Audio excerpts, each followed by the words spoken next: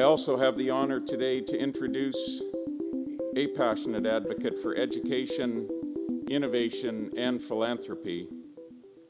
And I do so as we celebrate the achievements of Mr. Xiaoping Bob Zhu and award him an honorary Doctor of Laws. Eminent Chancellor, on behalf of Senate, I present to you Bob Zhu. First, a little bit about the degree.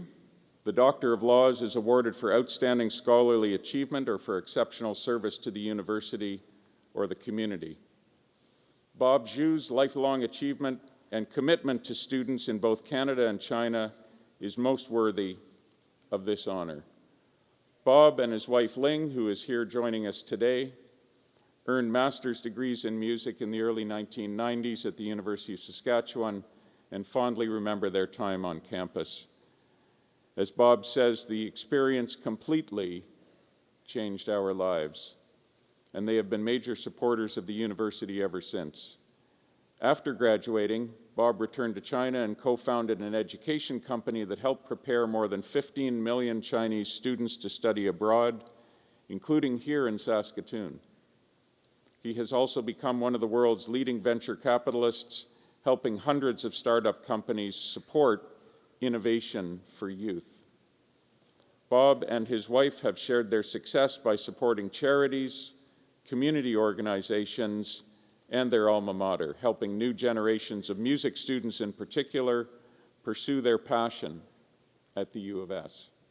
Their generous donations established the David L. Kaplan Music Scholarship and most recently the David L. Kaplan Chair in Music, named in honor of the iconic late former U of S music professor who had such an enormous influence on Bob and on Ling's lives. That compassion of theirs, their commitment and scholarship support have helped change the lives of many music students at the U of S, who have remarked, many of them to me, that Bob and Ling have made a very important impact in their lives. One student who is studying music education adds, "Words cannot properly express my gratitude, but I hope my future contributions to society will help show you, Bob and Ling, the difference you have made in my life." Eminent Chancellor, on behalf of Senate, I present Bob Zhu and ask that you confer on him the degree of Doctor of Laws, honoris causa.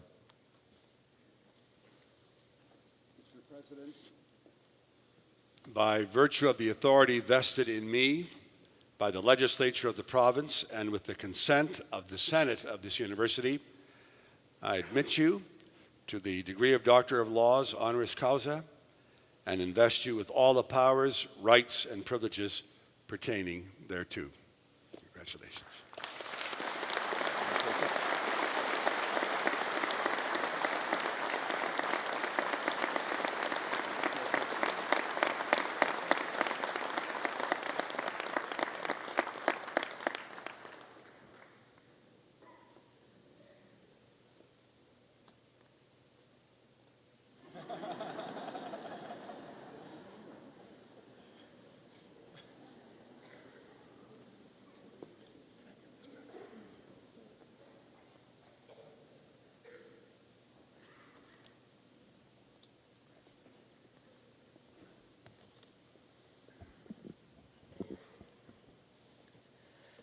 Ladies and gentlemen, Chancellor Ramana, President Stockchev, government representatives, distinguished guests, members of the faculty, graduates, and friends, this honor means everything to me.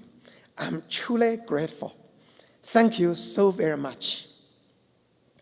My new degree makes me a proud member of this class of 2017. To my classmates, your parents, your families, may I offer a simple message. For the great achievement you share on this wonderful day, congratulations. For me, it is especially flattering to be called a Doctor of Laws. I'll tell you why. Long ago, after I earned my master's degree in music, I still didn't know what to do. So I decided studying at the College of Law. I attended exactly one class in contract law. Right then and there, I knew that law school was just not for me. One class, and yet here I am with this beautiful, impressive degree as a doctor of laws.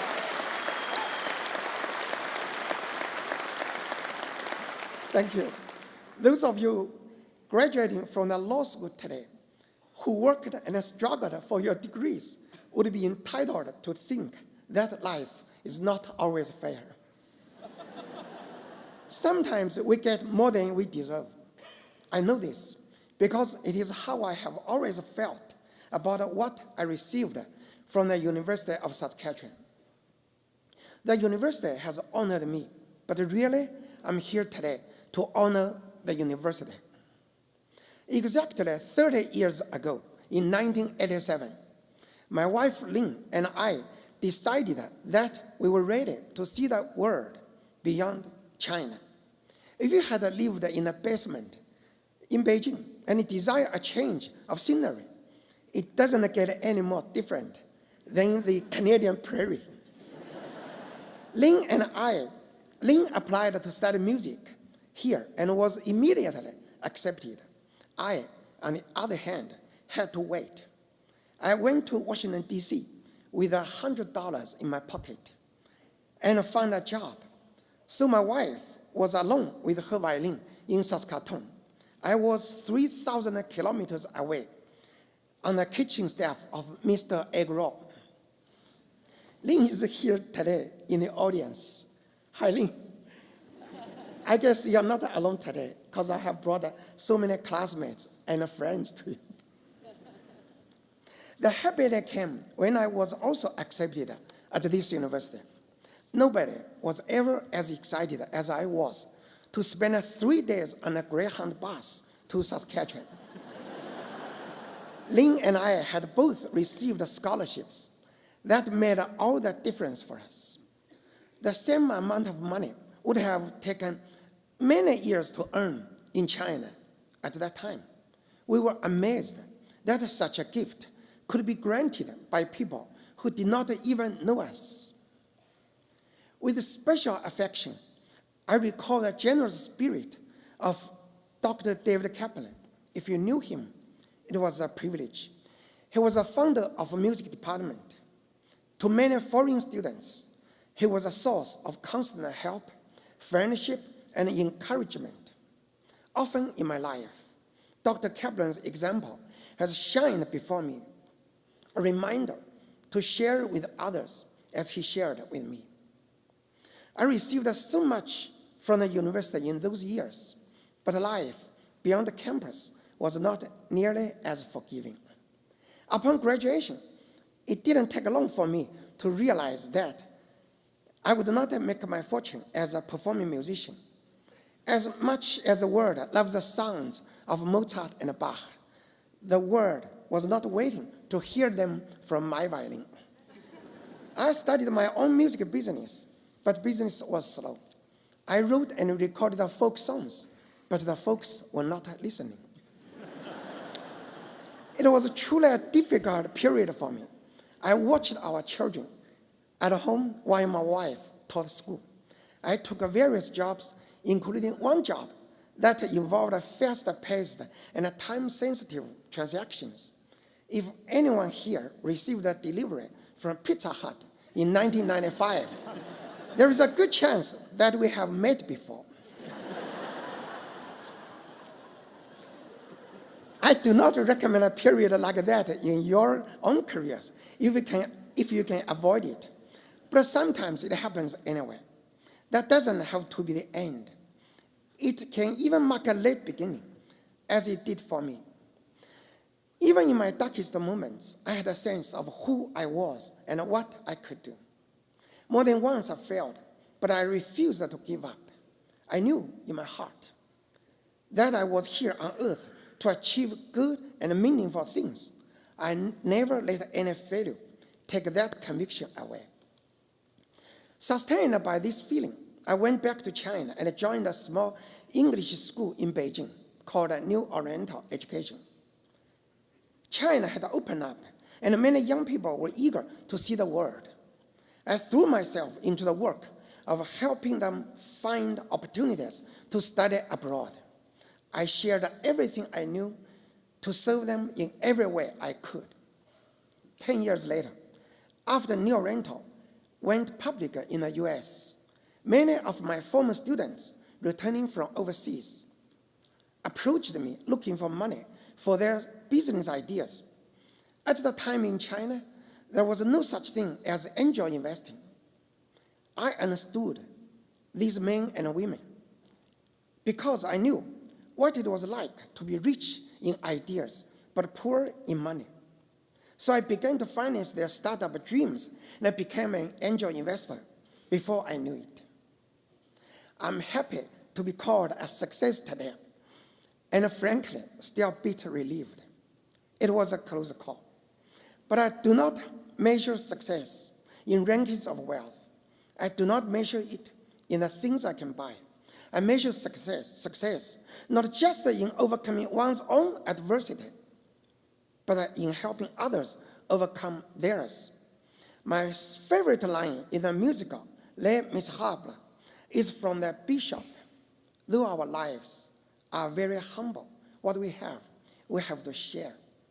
I don't recall if my friend, Dr. David Kaplan, were ever heard those words, but he certainly lived them. And mine is just one life that he and this university changed for the better. In business, in law, in any work we do, all of the same things are true about succeeding. First jobs, maybe even second or third ones, are not always dream jobs. Yet, there is one opportunity that we never have to wait on. That is the chance to give our best, to give without holding back, and to give more than what is asked. We can do that in every position, high or low. We can do that in every circumstances, every day, at every time we are needed. There are good things that only we can do. That's how we show who we are and find success along the way. There is a great wisdom in the saying, we make a living by what we get, but we make a life by what we give. For each one of you graduating here today, I wish a great career and a happy life. And I hope that you will always share the feeling I have toward this university. Respect, affection, and a gratitude for all it has given to us. The kindness and the generosity I received here long ago still touches me. May these years of learning leave a gracious mark on you as well. Class of 2017, I wish you good luck and a great happiness. Thank you very much.